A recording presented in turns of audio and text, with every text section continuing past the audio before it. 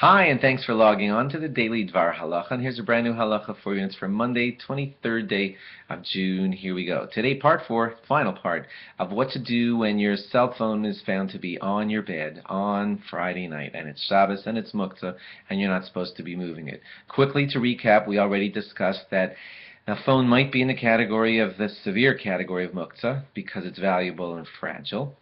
And also you might be able to move it with your elbow or indirectly by tugging at the bedspread. And the bed is probably not a base or buses to the phone because the phone was probably not put there on purpose to stay there willfully, purposefully for the entire Shabbos.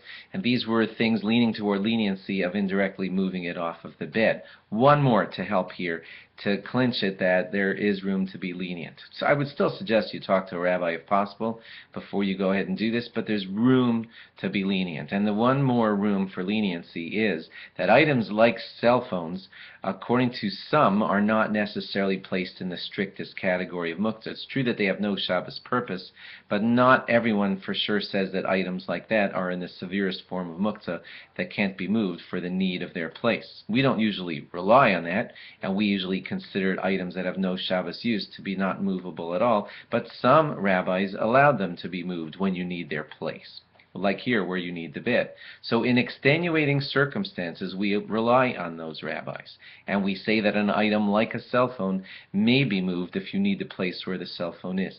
Now, if this bed is the only place that you can sleep on that Friday night, if that's the situation, then Rabbi Neustadt says that that would be considered, according to him, definitely an extenuating circumstance. You have nowhere to sleep that Friday night, if that's the situation.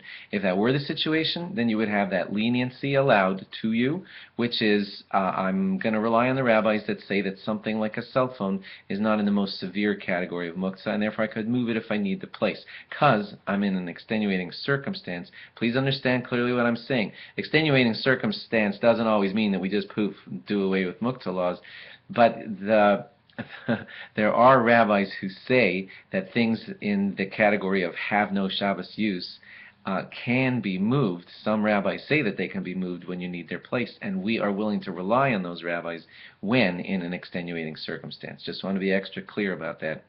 Therefore, if it's your only bed and you need that spot to sleep on, you could rely on those rabbis and move the phone off of the bed. And lastly, it's not so clear that cell phones fall into the category of delicate and fragile and put them into that super severe category of muktzah, because a lot of our cell phones nowadays are better built, and a lot of them have cases around them that make them able to take the little fall from a bed to the floor, and so they're not so delicate and fragile anymore, and therefore some rabbis would say that their category of muktzah is not so severe that they can't ever be moved in any which way. So again, it's safest that you talk to a rabbi about this, but just note that there is, like, it pays to go over to the rabbi's house to ask him this, not too late on a Friday night, because there is wiggle room to allow this. So get the rabbi's guidance in that situation. Describe the phone to him, describe the situation, the floor, is it carpeted or ceramic tile and hard, and all those situations. And it looks like in most situations there will be room to allow you to move the phone in the proper way off of that bed and have a wonderful night's Shabbos sleep. Okay, that ends this topic. We'll start with a new one for you tomorrow. Thanks for logging on. Log on again tomorrow for more. Bye-bye.